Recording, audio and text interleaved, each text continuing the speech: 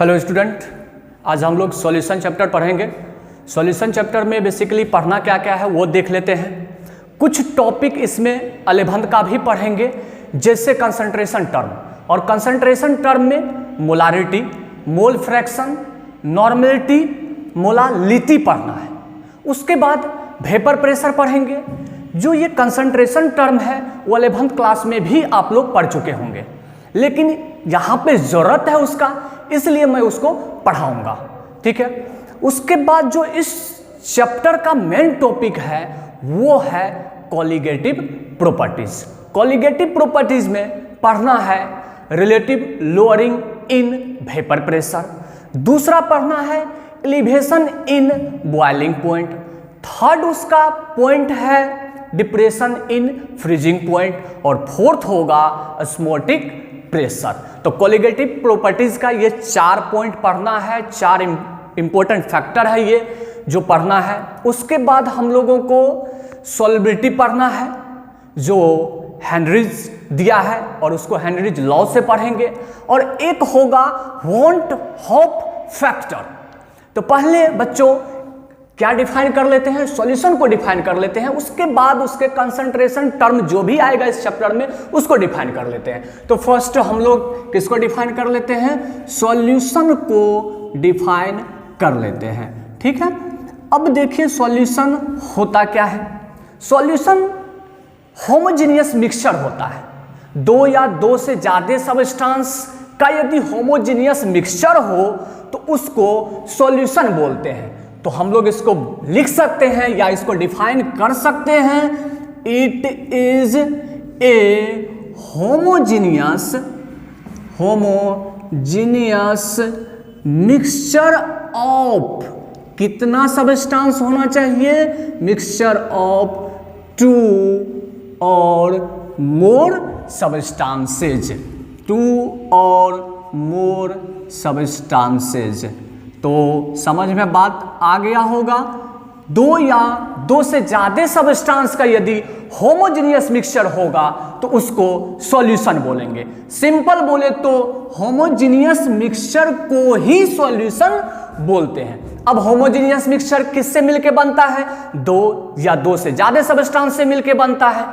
तो अब बोल सकते हैं 2 सब्सटेंस से मिलके बनता होगा तो उसको कौन सा सॉल्यूशन बोलते हैं, 3 सब्सटेंस से मिलके बनता है तो उसको कौन सा सॉल्यूशन बोलते हैं।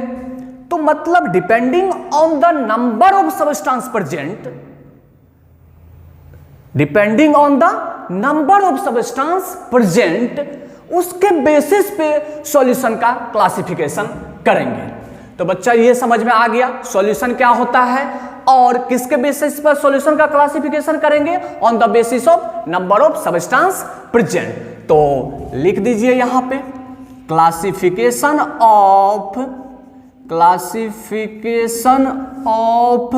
क्या, solution on the basis of, क्या लिखना है, on the basis of number of, यहां पे नंबर लिख लीजिए तो अच्छा रहेगा, नंबर ऑफ सब्सटेंस प्रेजेंट, या सब्सटेंस को आप कंपोनेंट भी बोल सकते हैं। ठीक है। तो फर्स्ट हो जाएगा solution binary solution, binary solution. ठीक है। सेकंड हो जाएगा बाइनरी के बाद ternary solution, ternary solution. Third हो जाएगा quaternary solution, quaternary solution, and so on कर दीजिए इधर। अब देखिए बाइनरी सॉल्यूशन दिखने से ही लग रहा है बाइनरी, मतलब कितना सब्सटेंस प्रेजेंट होगा, 2 सब्सटेंस प्रेजेंट होगा। तो इसमें क्या लिख देते हैं, 2 सब्सटेंसेज। टर्नरी का मतलब क्या हो जाएगा, 3 सब्सटेंसेज प्रेजेंट होगा। ठीक है। और क्वाटरनरी में कितना हो जाएगा, 4 सब्सटेंस प्रेजेंट होगा, 4 सब्सटेंसेज प्रेजेंट, सब में लगा दीजिए present, present present and present, और 4 से ज़्यादा भी सब्सटेंस प्रेजेंट हो सकता है, उतना हम लोगों को दूर नहीं जाना है। मेनली हम लोगों को इस टॉपिक में पढ़ना है बाइनरी सॉल्यूशन। तो बाइनरी सॉल्यूशन में क्या होगा, 2 कंपोनेंट या सब्सटेंस प्रेजेंट होगा, और वो 2 कंपोनेंट कौन सा होगा, एक सॉल्यूट प्रेजेंट होगा, दूसरा सॉल्वेंट प्रेजेंट होगा। तो हम लोगों को इस चैप्टर में पढ़ना है बाइनरी सॉल्यूशन। तो आप लोग ये लिख लीजिए, मैं इसको मिटा देता हूं, ठीक है। कौन सा सॉल्यूशन को पढ़ना है, बाइनरी सॉल्यूशन को पढ़ना है। बाइनरी सॉल्यूशन में कितना कंपोनेंट प्रेजेंट होगा, 2 कंपोनेंट प्रेजेंट होगा। एक अपना हो जाएगा कौन सा, सॉल्यूट हो जाएगा, और दूसरा हो जाएगा सॉल्वेंट, ठीक है। दोनों कंपोनेंट को हम लोग डिफाइन करेंगे, सॉल्यूट क्या होता है, सॉल्वेंट क्या होता है, ठीक है। अब देखिए सिंपल सा डिफिनेशन देते हैं इसको, या सिंपल तरीका से इसको डिफाइन करते हैं। अमाउंट के बेसिस पे, जैसे 2 सब्सटेंस है, उसमें से जिसका अमाउंट कम होगा उसको सॉल्यूट बोल देंगे, जिसका अमाउंट ज्यादा होगा उसको सॉल्वेंट बोल देंगे। तो on the basis of amount के बेसिस पे लेस या मोर पे क्या बोल देंगे, एक सॉल्यूट होगा, दूसरा सॉल्वेंट होगा। लेस होगा तो सॉल्यूट, मोर होगा तो सॉल्वेंट। तो लिख दीजिए यहां पे द सब्सटेंस विच क्या प्रेजेंट इन कौन सा amount, lesser amount, the substance which present in lesser amount.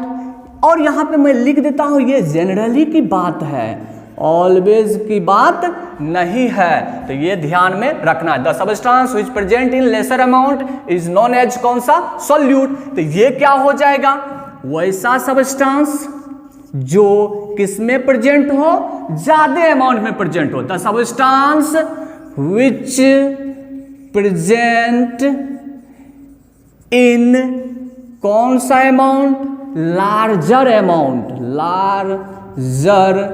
Amount is known as क्या हो जाएगा, सॉल्वेंट। तो जो लेस अमाउंट में होगा उसको सॉल्यूट बोलेंगे, जो मोर अमाउंट में होगा उसको सॉल्वेंट बोल देंगे। तो ये तो डिफिनेशन था आपका किस बेसिस पे, अमाउंट के बेसिस पे, ठीक है।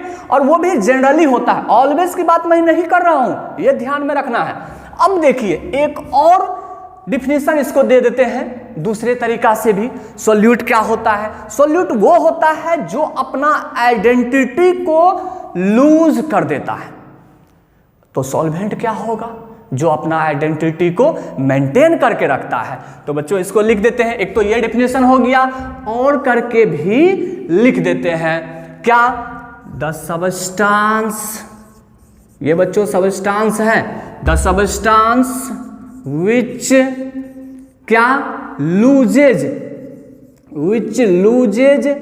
इट्स क्या लिख दे, identity, which loses its identity is known as solute. वैसा सब्सटेंस जो अपना आइडेंटिटी को क्या करता है, लूज कर देता है। तो ये क्या हो जाएगा, द सब्सटेंस, एक तो ये डिफिनेशन, दूसरा इसको लिख दीजिए, the substance which maintains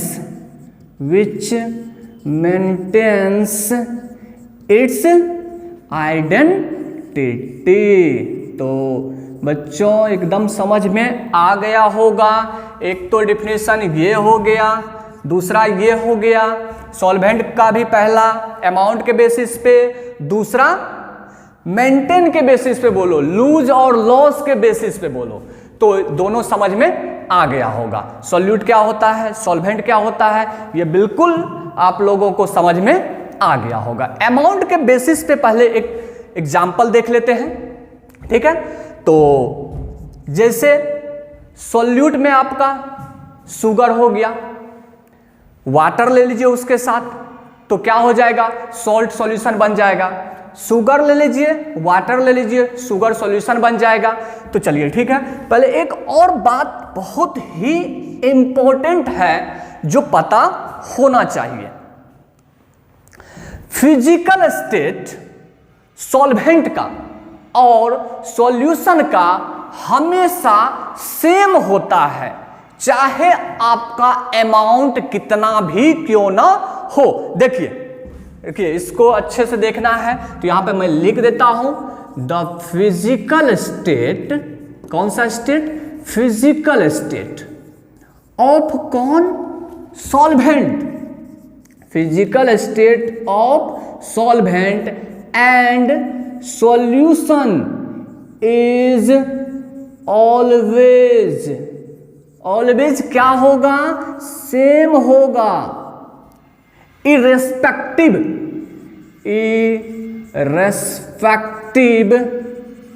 of क्या होना चाहिए?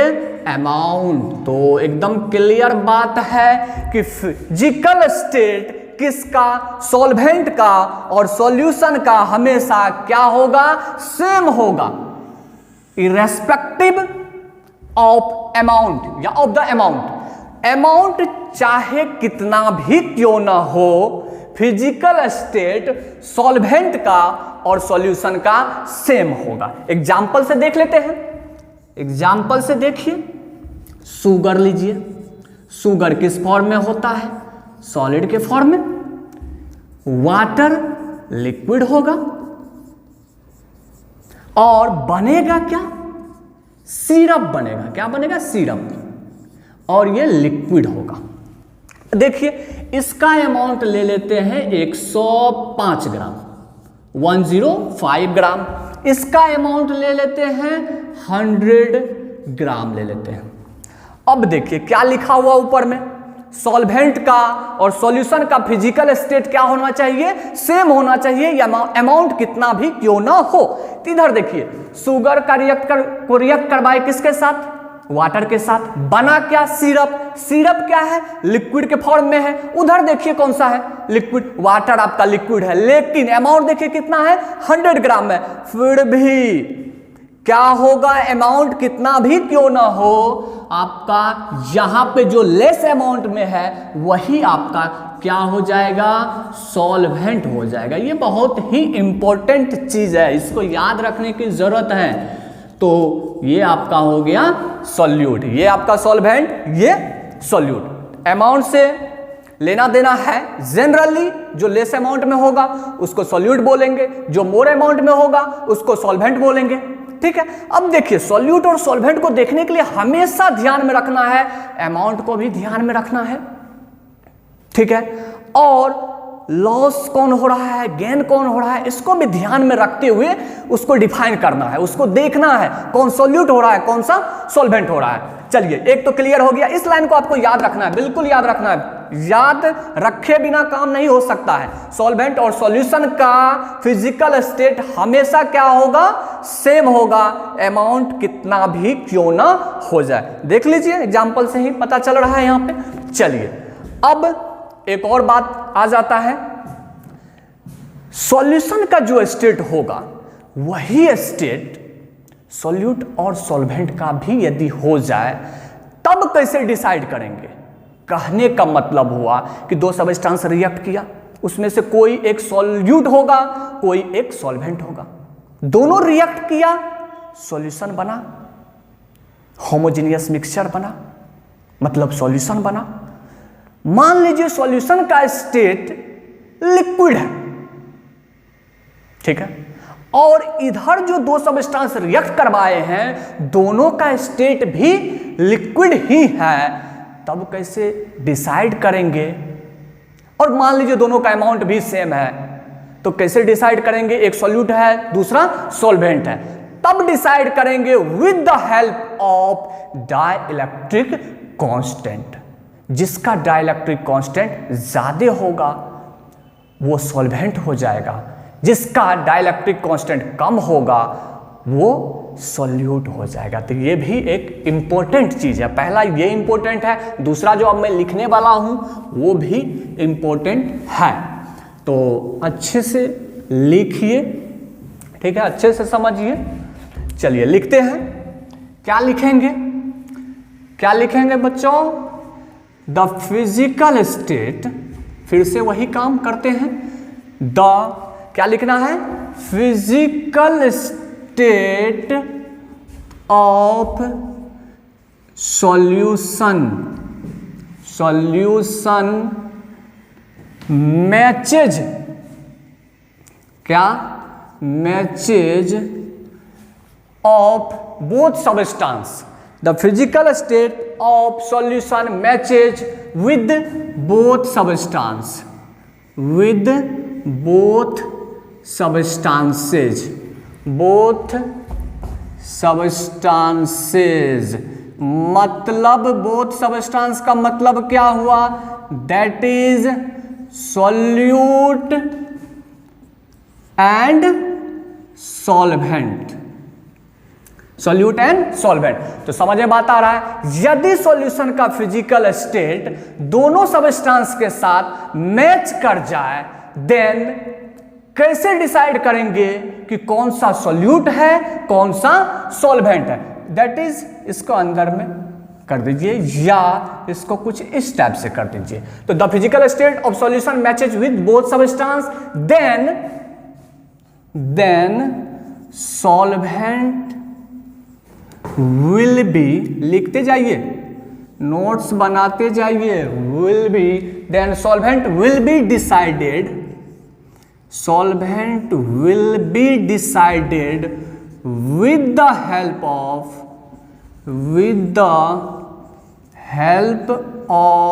अभी बोले थे क्या, डाइलेक्ट्रिक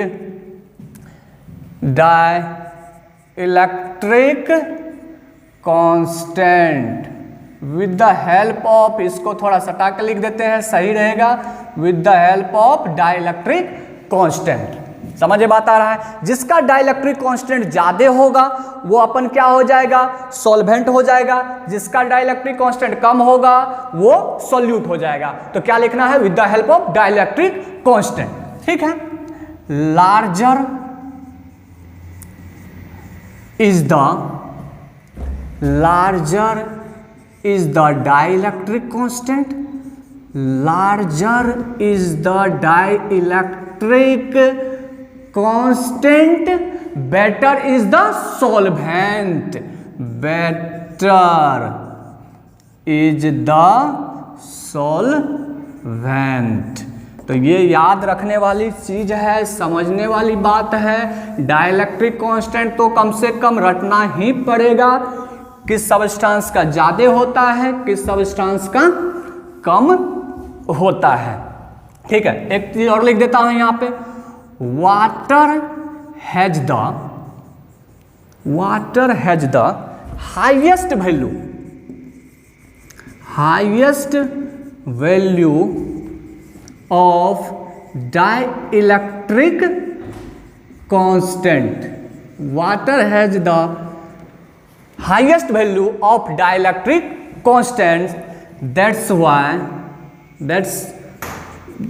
is why लिख दीजिए, अच्छा रहेगा, that is why water is a universal solvent, water is a universal solvent।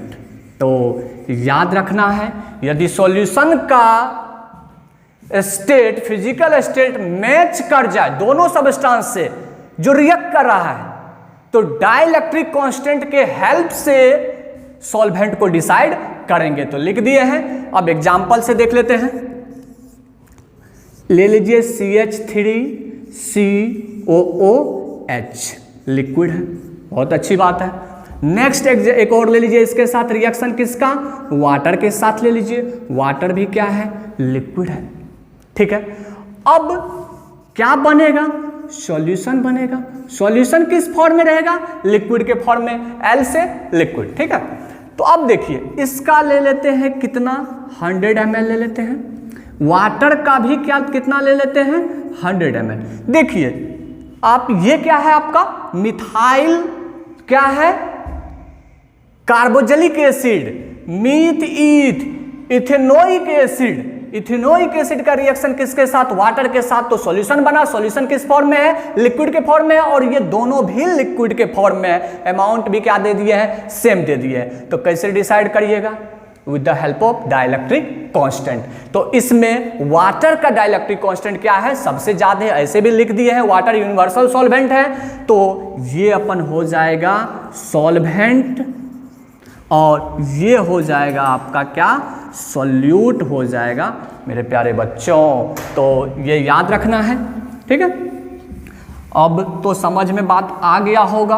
हम लोग क्या पढ़ रहे हैं, बाइनरी सॉल्यूशन पढ़ रहे हैं। बाइनरी सॉल्यूशन में एक सॉल्यूट होता है, दूसरा क्या होता है, सॉल्वेंट होता है। सॉल्यूट को डिफाइन कर लिए हैं, जो लेस अमाउंट में होता है, जो अपना आइडेंटिटी को खो देता है, वो सॉल्यूट होता है। सॉल्वेंट क्या होता है, जो अपना आइडेंटिटी को मेंटेन करके रखता है, और जो लार्जर अमाउंट में होता है जनरली, ठीक है। एक और पॉइंट लिखाए थे, फिजिकल स्टेट सॉल्वेंट और सॉल्यूशन का हमेशा सेम होगा इर्रेस्पेक्टिव ऑफ द अमाउंट। दूसरा पॉइंट, सॉल्यूशन का स्टेट यदि मैच कर जाए रिएक्टिंग सब्सटेंस से, रिएक्टिंग सब्सटेंस मतलब जो रिएक्ट कर रहा है उसकी बात कर रहे हैं, ठीक है, तब क्या करेंगे, कौन सा सॉल्यूट है कौन सा सॉल्वेंट है, तो सॉल्वेंट डिसाइड करेंगे with the help of dielectric constant. और डाइलेक्ट्रिक कांस्टेंट किसका कितना होता है, थोड़ा बहुत याद करने की चीज है, याद आप लोग कर लेंगे, देख लेना है क्या होता है, ठीक है। इतना अभी तक में डिफाइन कर दिए हैं। अब हम लोग फिर से सॉल्यूशन का क्लासिफिकेशन कर लेते हैं विद द हेल्प ऑफ या on the basis of physical state of solute and solvent. Solute का फिजिकल स्टेट क्या है, सॉल्वेंट का फिजिकल स्टेट क्या है, उसके बेसिस पे सॉल्यूशन का क्लासिफिकेशन अब हम लोग करेंगे। तो इसको मैं मिटा देता हूं, आप लोग लिख लीजिए, ठीक है। चलिए मैं मिटाता हूं ऊपर से, फिर आप लोगों को लिख लेना था, अच्छे से लिख लीजिए, बहुत ही इंपॉर्टेंट चीज है ये सब। लगता है बहुत आसान है, आसान भी है, जिसका कंसेप्ट क्लियर हो गया है, नहीं कंसेप्ट क्लियर है थोड़ा बहुत उस पर मेहनत कीजिए, अपने आप हो जाएगा क्लियर। तो अब मैं लिख देता हूं क्या, classification of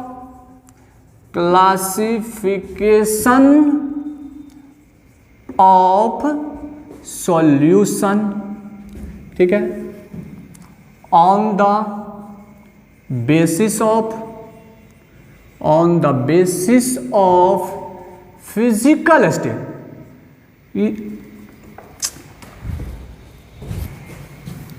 on the basis of physical state of कौन, solute and solvent, solute and solvent. Solute और सॉल्वेंट का फिजिकल स्टेट क्या है, उसके बेसिस पे सॉल्यूशन का क्या कर रहे हैं हम लोग, क्लासिफिकेशन कर रहे हैं। तो ये हो जाएगा आपका 9 टाइप का। सॉल्यूट और सॉल्वेंट के फिजिकल स्टेट के बेसिस पे यदि सॉल्यूशन का क्लासिफिकेशन करते हैं तो वो होता है 9 टाइप का। 9 टाइप में देख लेते हैं फर्स्ट टाइप कौन सा होता है।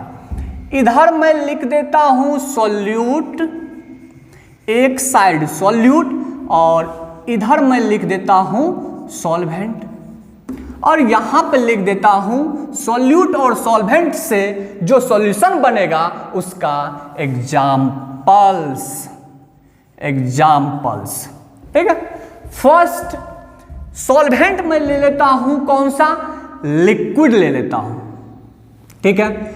इधर ले लेता हूं सॉलिड, ठीक है। सिंबल से हम लोग रिप्रेजेंट कर रहे हैं, एस से सॉलिड, एल से लिक्विड, जी से गैस, तो GLS हम लोग बोलेंगे, उतना नहीं बोलेंगे, ठीक है। तो फर्स्ट आपका यहां पे क्या हो गया, सॉल्यूट क्या है, सॉलिड स्टेट में है, सॉल्वेंट क्या है, लिक्विड स्टेट में। पहले लिख लेते हैं, उसके बाद एग्जांपल को देख लेंगे। सेकेंड टाइप में आ जाएगा, ये तीनों ले लीजिए, लिक्विड ले लीजिए, सॉलिड, लिक्विड और गैस का फॉर्म तीसरा हो गया। चौथा हो जाएगा, यहां पे क्या लेना है, चलिए सॉलिड ले लेते हैं, बहुत अच्छी बात है, सॉलिड ले लेते हैं, सॉल्वेंट, सॉलिड, इधर क्या लेते हैं, एक वे से ही पकड़ते हैं, सॉलिड लिक्विड गैस, तो सेम वैसा ही काम कर लेते हैं, सॉलिड लिक्विड और गैस।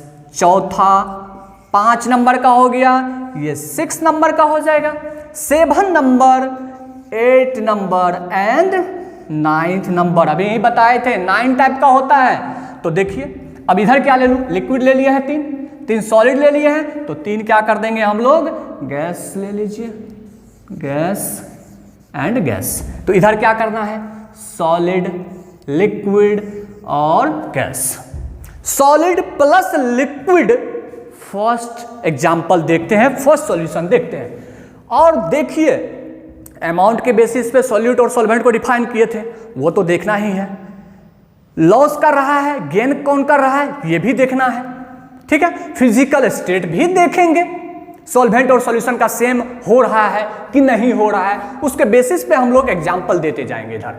तो देखिए सॉल्यूट क्या है, सॉलिड, सॉल्वेंट क्या है, लिक्विड, लिक्विड। एग्जांपल देखिए क्या होना चाहिए, सॉलिड ले लीजिए सॉल्ट, सॉल्ट, लिक्विड ले लीजिए वाटर, सॉल्ट प्लस वाटर का जो सॉल्यूशन बनेगा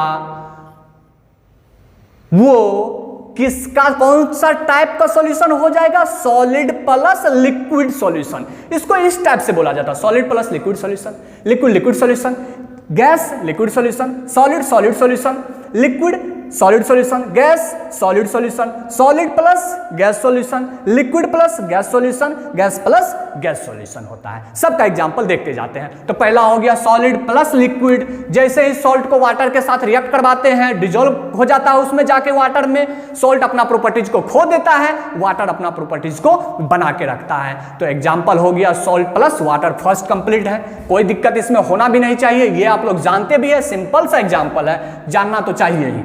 लिक्विड प्लस लिक्विड, इसमें भी कोई दिक्कत आपको नहीं होना चाहिए। वाटर ले लीजिए प्लस क्या ले लीजिए, मिल्क लीजिए, दोनों देखिए लिक्विड के फॉर्म में, जो ज्यादा अमाउंट में होगा वो सॉल्यूट हो जाएगा, जो ज्यादा अमाउंट में होगा वो सॉल्वेंट हो जाएगा, जो कम अमाउंट में होगा वो सॉल्यूट हो जाएगा। तो liquid plus liquid, water plus milk हो जाएगा, ठीक है। अब हम लोग किस पे आ जाते हैं, gas plus liquid, gas liquid में जाके डिजॉल्व हो जाना चाहिए। ये तो बहुत आसान एग्जांपल है, आप लोग बहुत बार इसको देखे होंगे, खास करके स्टूडेंट तो जरूर ही देखा होगा, इसमें तो कोई डाउट ही नहीं है मुझे। आप लोगों को डाउट है तो मैं एग्जाम्पल दे के दिखा देता हूं। ये हो जाएगा आपका एग्जाम्पल, एरेटेड ड्रिंक। अब तो समझ में बात आ ही गया होगा। जब आप लोग थम्स अप, कोको कोला पीते हैं और जब बोतल को खोलने के लिए जाते हैं तो देखते हैं, आप मान लीजिए उसको सेक नहीं करते हैं, मान लीजिए ये बोतल है, ये बोतल दिख रहा है, बोतल भरा हुआ है मान लीजिए। अब ये बोतल नहीं है, पानी वाला बोतल नहीं है, थम्स अप का है, स्प्राइट का है, तो क्या करना है, खरीद के लाएं और इसको खोलें तो क्या होता है, पानी ऊपर की तरफ जंप करता है। क्यों? क्योंकि उसके अंदर में गैस मौजूद होता है और वो पूरा मिक्स रहता है, यूनिफॉर्मली मिक्स रहता है पूरा उस लिक्विड के अंदर में। तो जैसे ही खोलते हैं तो वो प्रेशर ऊपर की तरफ मारता है। तो समझ में बात आ गया होगा कि लिक्विड में गैस मिक्स है, तो एरेटेड ड्रिंक हो गया। जितना भी ड्रिंक है वो एग्जांपल में दे सकते हैं, बस एरेटेड लिख लीजिए, सॉलिड प्लस सॉलिड। अब तो सॉल्यूशन का मतलब सिर्फ लिक्विड तो नहीं होता है, सॉल्यूशन का मतलब होता है होमोजीनियस मिक्सचर। वो किसी का भी हो सकता है, सॉलिड सॉलिड, लिक्विड लिक्विड, ये जितना दिख रहा है सब क्या हो जाएगा, सॉल्यूशन हो जाएगा, बशर्ते कि ये क्या फॉलो करे, होमोजीनियस मिक्सचर को फॉलो करे, होमोजीनियस मिक्सचर बन जाए तो ये सॉल्यूशन हो जाएगा। यदि होमोजीनियस मिक्सचर नहीं होगा तो वो सॉल्यूशन नहीं होगा। यदि फॉलो नहीं करेगा, होमोजीनियस मिक्सचर नहीं बनेगा तो वो सॉल्यूशन भी नहीं होगा। एकदम बात क्लियर है। तो आगे बढ़ जाते हैं। अब सॉलिड प्लस सॉलिड को देख लेते हैं, बहुत सारा एग्जांपल है। सॉलिड मेटल का रिएक्शन मेटल के साथ, मेटल को मेटल के साथ करते हैं, एल्वाइज एग्जांपल हो गया, बहुत सारा एल्वाइज। उस एल्वाइज में जिसका अमाउंट ज्यादा होगा वो सॉल्वेंट हो जाएगा, जिसका अमाउंट कम होगा वो सॉल्यूट हो जाएगा। तो ब्रास एग्जाम्पल है। अब ब्रास में देख लेना है कौन कौन सा मेटल मिक्स रहता है। जो कम अमाउंट में होगा वो सोल्यूट हो जाएगा, जो ज्यादा अमाउंट में होगा वो सॉल्वेंट हो जाएगा, ये तो आप जानते हैं। जिसका अमाउंट ज्यादा होगा वो अपने अंदर में सॉल्यूबल कर लेगा कम अमाउंट वाले को और अपना प्रॉपर्टीज बना के रखेगा जो ज्यादा अमाउंट में होगा। तो कौन सा एग्जांपल हो गया? सॉलिड प्लस सॉलिड का एल्वाइज हो गया। एल्वाइज में बहुत सारा एल्वाइज होता है, वो देख लेना है कौन कौन सा एल्वाइज होता है। मैं एग्जांपल बता दिया हूं, एक ब्रास का एग्जांपल, कोरंडम का एग्जांपल आप लोग देख लीजिएगा, ठीक है। अब लिक्विड प्लस सॉलिड की बात करते हैं। सॉलिड में जाके लिक्विड डिसॉल्व हो जाना चाहिए, ऐसा कौन सा है? ये तो बहुत ही सिंपल सा एग्जांपल है, अमलगम। अमलगम, देखिए अमलगम होता है कि नहीं देख लेते हैं। सॉलिड में किसको डिसॉल्व करना है? लिक्विड को करना। अमलगम क्या होता है? जब मेटल को मिलाते हैं मरकरी के साथ तो उसी को बोलते हैं अमलगम। मेटल का को किसके साथ मिक्स करते हैं? मरकरी के साथ करते हैं, Hg के साथ करते हैं, तो अमलगम का फॉर्मेशन होता है। मेटल क्या होता है? यहां पर देखिए लिक्विड जा रहा है किसमें? सॉलिड में जाके मिक्स होगा तो मरकरी इस मेटल में जाके डिसॉल्व हो जाएगा, अपना प्रॉपर्टीज खो देगा, मेटल अपना प्रॉपर्टीज बना के रखेगा। तो ये एग्जांपल हो गया लिक्विड प्लस सॉलिड का, कौन सा? अमलगम हो गया। बहुत अच्छे से समझ में आ रहा होगा, ठीक है। अब कौन सा एग्जांपल हम लोग देख लेते हैं? सॉलिड प्लस गैस का। गैस क्या होना चाहिए? सॉलिड में जाके डिसॉल्व होना चाहिए। ये तो बहुत अच्छा सा एग्जांपल, इसका मैं दिखा देता हूं आप लोगों को। पीटी का रिएक्शन, पीटी को मिक्स कर लीजिए, रिएक्शन मत बोलिए, पीटी को मिक्स कर दीजिए H2 के साथ। H2 क्या है? गैस। पीटी क्या है? सॉलिड। जैसे ही पीटी को H2 के साथ मिक्स करते हैं तो H2 पीटी में जाके डिसॉल्व हो जाता है और अपना प्रॉपर्टीज को खो देता है, और पीटी अपना प्रॉपर्टीज को मेंटेन करके रखता है। तो समझ में बात आ गया होगा। H2 का रिएक्शन किसके साथ करते हैं? पीटी के साथ, तो H2 जाके इसमें डिसॉल्व हो जाता है। इसका मतलब ये सॉल्वेंट है, ये क्या है? सॉल्यूट है। तो मैं अपना ये उठा लिया हूं, अब मैं नेक्स्ट एग्जांपल की तरफ बढ़ता हूं। तो एकदम समझ में बात आ रहा है, इसको इसके साथ काम करना है। गैस में सॉलिड क्या होना चाहिए? डिसॉल्व हो जाना चाहिए। ये थोड़ा आप लोगों को दिखेगा नहीं, लेकिन मैं इसका एग्जांपल समझाता हूं, एग्जांपल से थोड़ा बहुत समझ में आ जाएगा। जैसे देखिए स्मोक, आप लोग सिगरेट पीते हैं? नहीं पीते हैं, बहुत अच्छी बात है, ठीक है। हेल्थ के लिए बहुत ही हानि होता है, देखते ही होंगे आप लोग। तो देखिए स्मोक, सिगरेट पीने के बाद वहां से जो धुआं निकलता है व्हाइट कलर का, नाक से, मुंह से, कान से भी कोई कोई निकाल देता है, वो अलग मैटर है। वहां पे उस धुआं में, व्हाइट कलर के धुआं में छोटा छोटा सॉलिड पार्टिकल मिक्स रहता है जो होमोजीनियस रहता है, मतलब हर एक जगह समान छोटा छोटा छोटा छोटा सॉलिड पार्टिकल उसमें प्रेजेंट रहता है, और वो सॉलिड पार्टिकल एकदम होमोजीनियसली मिक्स रहता है। किसके साथ? गैस के साथ। तो ये एग्जांपल थोड़ा आप लोगों को देखना है। तो गैस में सॉलिड, कौन सा एग्जांपल? स्मोक। धुआं में क्या निकलते रहता है? छोटा छोटा सॉलिड पार्टिकल उसमें मिक्स रहता है, दिखता नहीं, वो अलग बात है, ठीक है। दिखता नहीं है इसलिए सब पी लेता है, तो आप लोगों को नहीं पीना है। हम लोग एग्जांपल चलते हैं किस पे? लिक्विड प्लस गैस पे चलते हैं, ठीक है। अब देखिए गैस में लिक्विड मिक्स होना चाहिए, बहुत आसान एग्जांपल, इवोपरेशन। इवोपरेशन किसका? बताइए आप लोग।